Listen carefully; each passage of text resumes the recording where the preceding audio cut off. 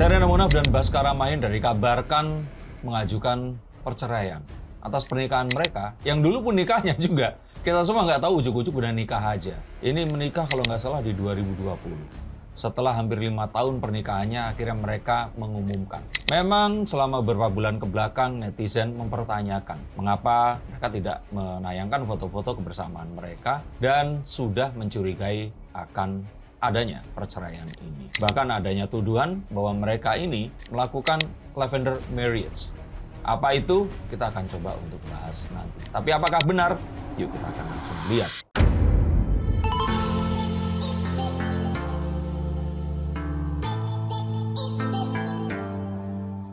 Mas Den, ini banyak awalnya kecurigaan memang rumah tangga antara Sherina dan Baskara ini tidak baik-baik saja sudah sejak lama karena tertutupnya informasi pribadi soal mereka berdua. Nah, sebenarnya dari kapan sih kira-kira mereka ini tuh udah nggak harmonis atau mungkin bahkan pisah rumah menurut keterangan dari salah satu pengacara Baskara? Oke, milenial dan sosial media ini memang unik. Dan mereka memiliki cara-cara mereka sendiri untuk menunjukkan atau mengartikan dan diartikan tentang apa yang mereka lakukan. Saya yang Gen X itu perlu banyak belajar. Misalkan seperti menghapus semua foto, oh itu artinya terjadi sesuatu yang penting dalam hubungan dia dan orang yang dihapus fotonya. Kalau dulu kami Gen X ya, sebelum ada pengumuman bercerai misalkan Desi Ratnasari waktu itu ya, kita akan beranggapan rumah tangganya akan baik-baik saja. Tapi kalau dilihat, sepertinya memang sudah ada upaya untuk mereka mempertahankan rumah tangga ini, tapi tak kunjung berhasil dan akhirnya mereka lebih memilih untuk berpisah. Dan ini sesuatu yang memang gak sulit karena Sherina sendiri ini memiliki image. Dulu kan anak kecil, baik-baik, penyanyi, berbakat, kemudian menjadi seorang wanita cantik dan pernikahannya pun walaupun terkesan kemarin itu mendadak, tapi terbukti bukan pernikahan karena married by accident atau karena dijodohkan seperti itu.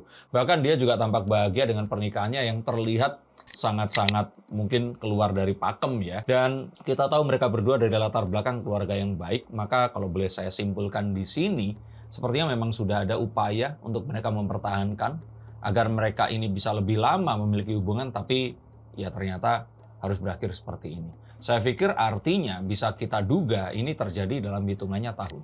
Oke, tapi kalau masalah konflik sendiri, apakah memang benar adanya hanya konflik prinsip atau mungkin ketidaksatuan visi misi atau mungkin ada konflik-konflik lain menurut Mas Dinder? Kalau dari kartu saya ini lebih karena kenyamanan di antara mereka berdua ya. Jadi ada hal-hal yang sifatnya mereka kira ini bisa di-tune in, tapi turns out atau ternyata baru ditemukan itu nggak bisa cocok gitu. Dan ini membuat mereka saling nggak merasa nyaman.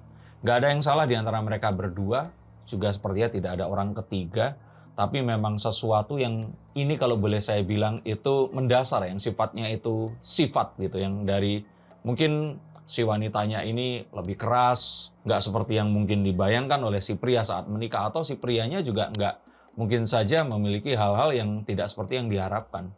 Tapi ini semua tentang ketidaknyamanan. Kenyamanan dan ketidaknyamanan.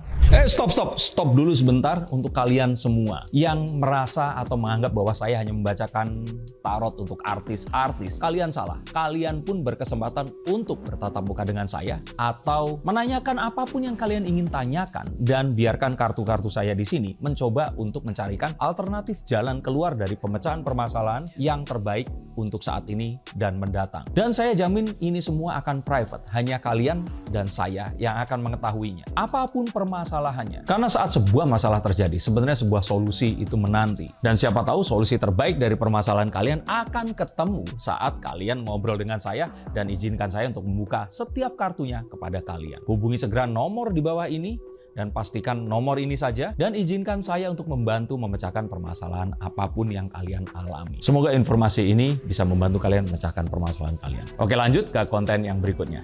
Yuk. Nah, banyak juga netizen berspekulasi nih perceraian ini terjadi karena perkenalan mereka yang begitu singkat. Tak sampai 1 tahun mereka berkenalan, pacaran, pokoknya nggak nyampe 1 tahun mereka tiba-tiba menikah. Itu bisa saja, tapi kita tetap melihat bahwa para milenial pun ini banyak yang seperti itu, dan mereka cocok-cocok aja.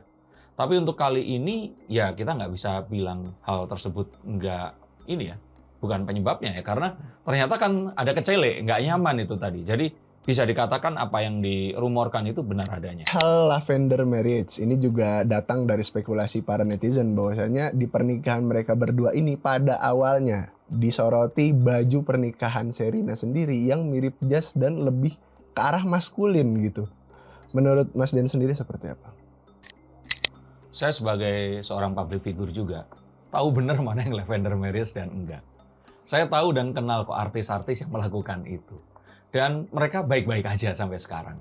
Jadi saya katakan bahwa kalau memang ini lavender marriage, sepertinya malah seharusnya nggak akan berpisah gitu loh. Mereka masih saling membutuhkan. Tapi kalau kenyamanannya ini sampai terkompromis sehingga mereka lebih memilih untuk berpisah, saya sih agak nggak yakin ya ini adalah lavender marriage.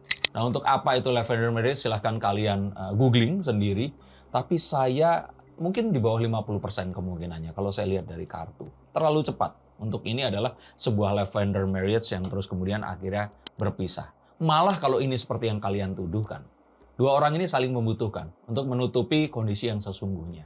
Tapi kan ini udah 4,5 tahun, nggak ada sesuatu yang terus kemudian diberitakan.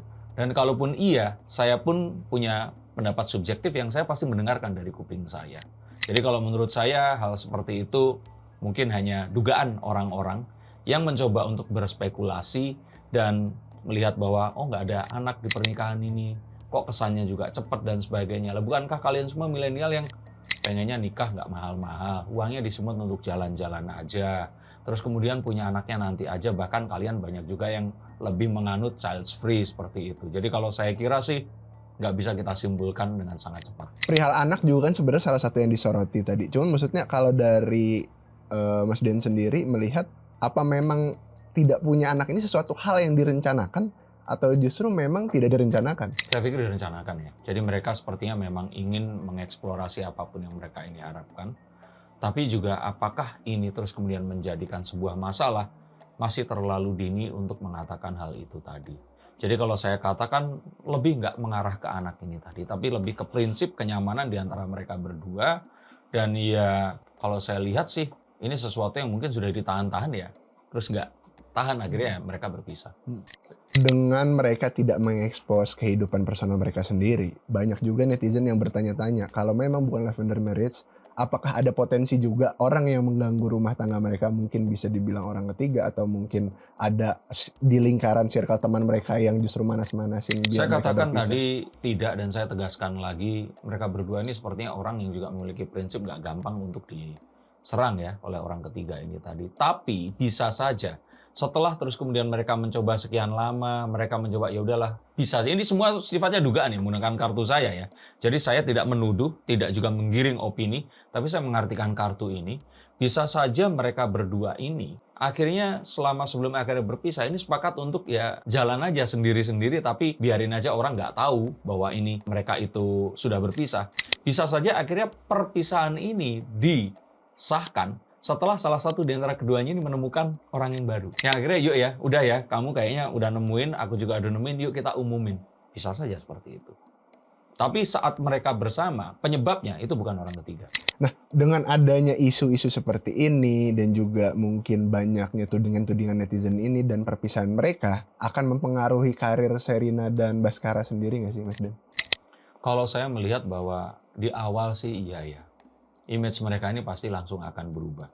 Tapi masyarakat juga harus mulai mengerti bahwa ya mereka ini bukan Sherina yang akhirnya mengumumkan perceraian nantinya ini, itu bukanlah anak kecil yang membintangi petualangan Sherina. For your info, itu sudah terjadi sekitar 29 tahun yang lalu seperti itu. Jadi ini mereka sudah menjadi seorang pria dewasa, wanita dewasa, yang juga Derby Romero juga sudah jadi cowok tatoan yang seperti itu. Jadi kalau saya melihat mungkin ada pergeseran image. Tapi mereka bahkan kalau menurut saya dengan adanya berita ini, namanya akan naik. Dan orang-orang akan lebih mengenal mereka lagi.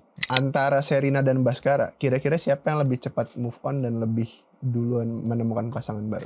Kalau saya sih melihat bahwa sebenarnya mereka berdua ini mungkin sangat menyesalkan apa yang kemarin itu terjadi. Jadi kalau dibilang move on, sepertinya mereka akan barengan.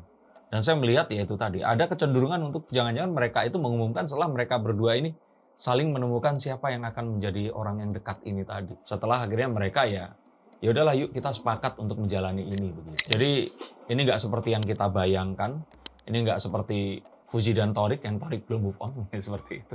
Tapi kalau saya kira ini lebih ke sesuatu yang mereka ini merasa mereka sudah dewasa dan mereka menjalani ini dengan penuh kesadaran. Tapi kembali lagi ini semua sifatnya dugaan, prediksi menggunakan kartu saya. Apakah benar atau benar banget? Silahkan kalian akan simpulkan waktu yang akan menjawabnya. Tapi untuk kalian yang dibacakan kartunya, silahkan hubungi nomor di bawah sini. Silahkan subscribe jika kalian menyukai analisa menggunakan kartu seperti ini. Terima kasih, sampai jumpa, dan salam.